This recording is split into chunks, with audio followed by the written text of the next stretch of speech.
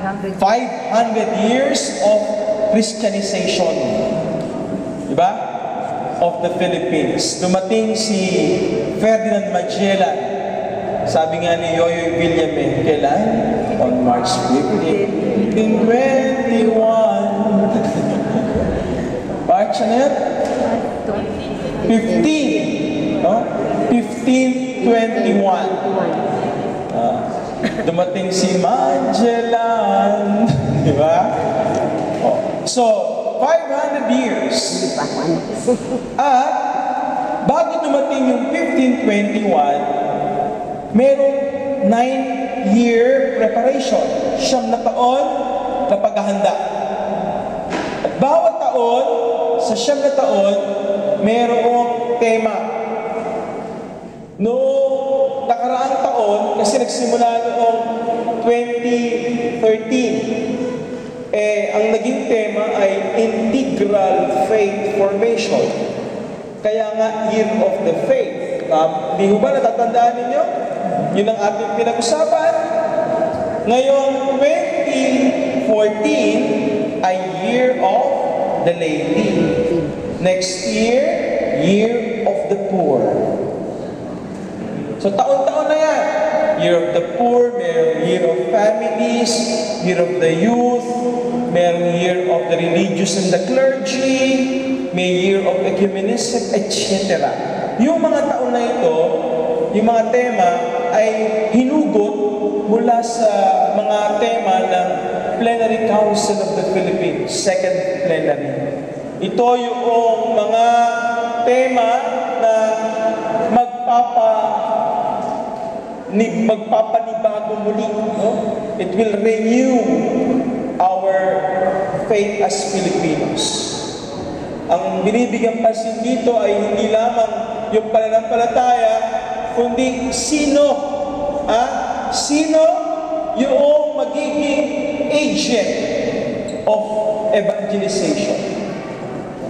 At alam nyo, kayong mga migrant workers, malaki ang magiging papel ninyo. Kasi, sinasabi kong madalas ito sa mga lugar na pinupuntahan ko, na ang Europa ay hindi na sumasandal sa mga Europeyano para sa pagpapasigla ng pananampalataya nila. No? Faith in Europe is practically dead.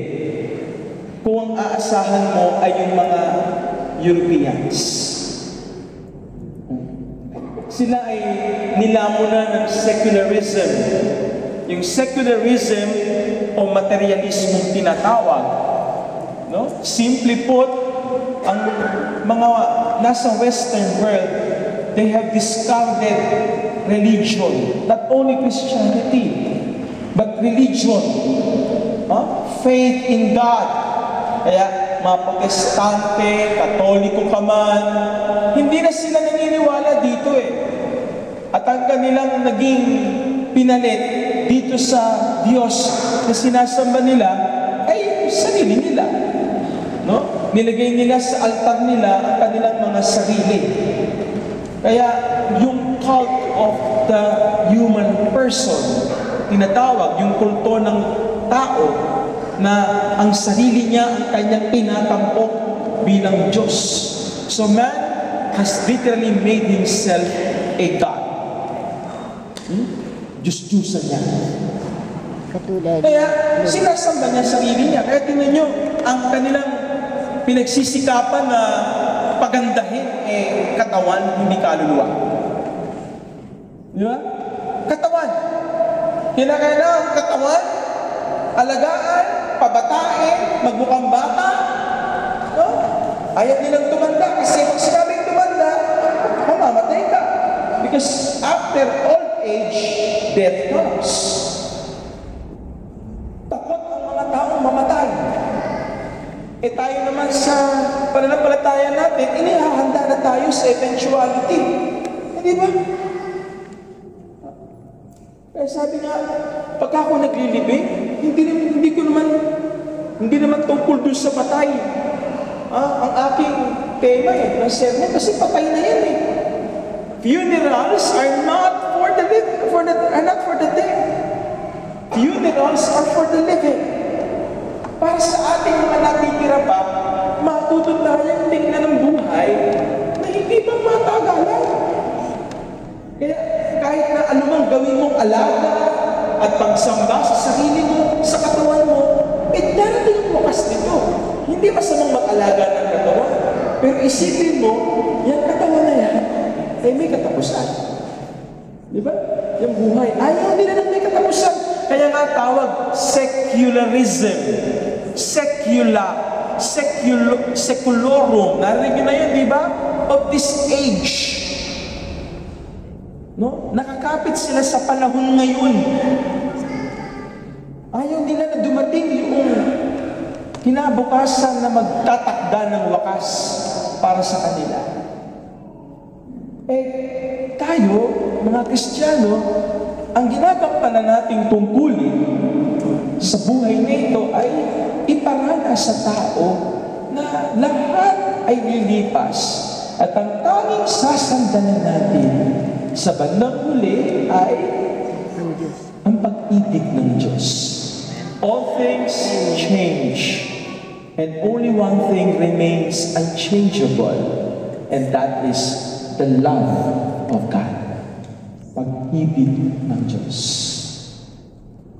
Sa taong ito, ang ginawang tema ng CBCP ay the laity, ang laito, tinawag para maging bayani, no? Maging banal, at sinugo para maging bayani.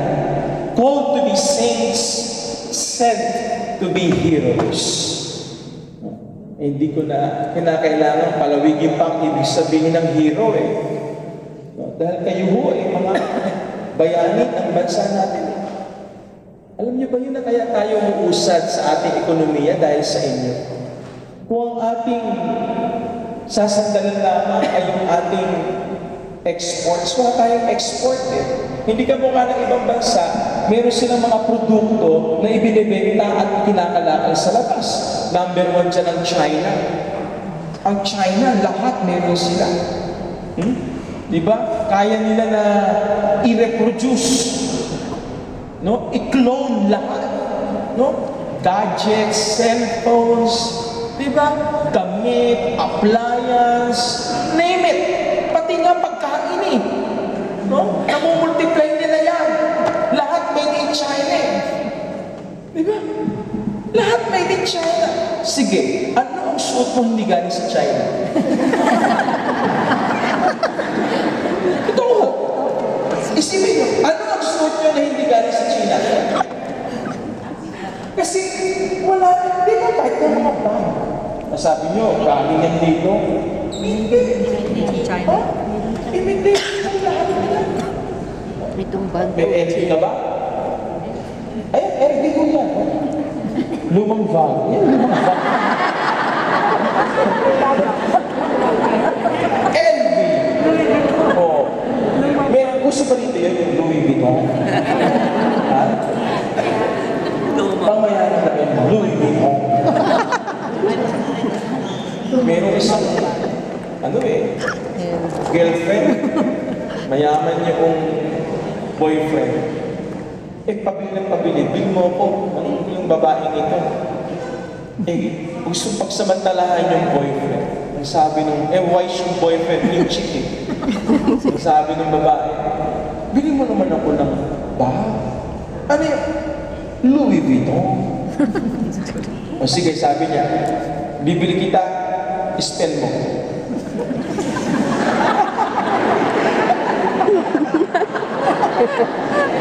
Sige, SM na lang. Mas spelling yung SM. Louis Vuitton. Galing sa Chile. O tayo, ano pangunahing export natin? Tao. Kayo, na-export po kayo Hindi niyo ba alam? Exported. Yung ipinapasa nyo yung ipinadadala ninyo, yun ang bumubuhay sa ekonomiya natin. Mga kapatid, kaya nagpapasalamat mo sa inyo ang mga politikong dinudugas ko yung mga pinadadala ninyo. Dinudugas ng ating mga politiko yan. So, heroes, hindi ko na kinakailangan palawigin. Alam niyo na ang ibig sabihin ng bayani at maging martir. Ano ba yung martir at bayani sa atin? Halos pareho yan eh. Pero hindi lahat ng bayani at martir kinakailangan mamatay. Tandaan niyo yan. Ha? Pag sinabing martir, yung nagpapakasakit ka para sa isang cause, sa isang bagay na pinapahalagahan mo, para dito, handa kang magpakasakit. Eh tayo mga Pilipino, merong penchant. Ano yung penchant? Meron tayong inclination na tanggapin ang lahat sa ngalan ng pag-ibig. Nagpapakamartir. Di ba, no? Nagpapakasakit ka dahil sa isang bagay na pinapahalagahan. Di ba, ikaw na lang ang magdusa. Di ba? Ikaw na lang ang masaktan. Huwag lang yung mahal mo. Pilipino yan. Sa iba kasing kultura, mauna ka. Diba? Pag sinasabi, kinakailangan natin dito ng magiging mauunang magpapakamatay para sa bayan, may tulakan dyan. Ang mga Pilipino, hindi ba meron tayong ganyang klase, inclination? Tingnan niyo ang ating musika. Nabanggit ko na ito ng isang taon na. Yung kundiman. Yung mga kundiman natin, hindi alam ng mga kabataan ng kundiman. Alam niyo, mga rap na no? Mga hip-hop. No? Mga walang kakwenta-kwentang kanta, hindi niyo man naiintindihan, kinakanta. Diba? Diba? Alam niyo, mga kanta ngayon, yung Wrecking Ball! Kanta ni Junesia.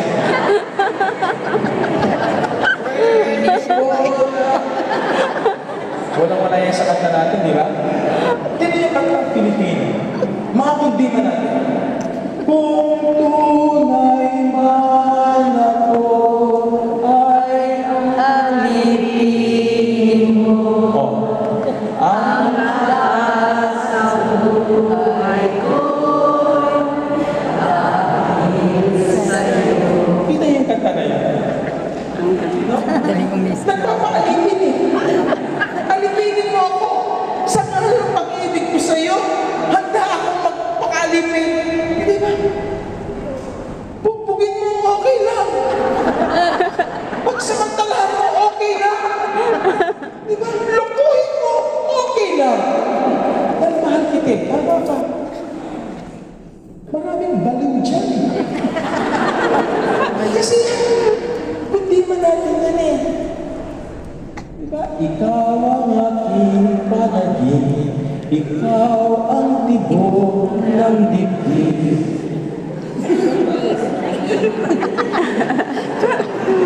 Hindi man natin yan. Ang pambansang awit natin, saan nagwawakas? Ang mamatay ng dahil sa'yo. Diba? Ano tayo eh? Ha? Ang ating patiwakal para sa iba. Yan ang motto natin. Diba? Lahat, yung kanta ni Sharon Cuneta, paborito ko yan eh. Diba yung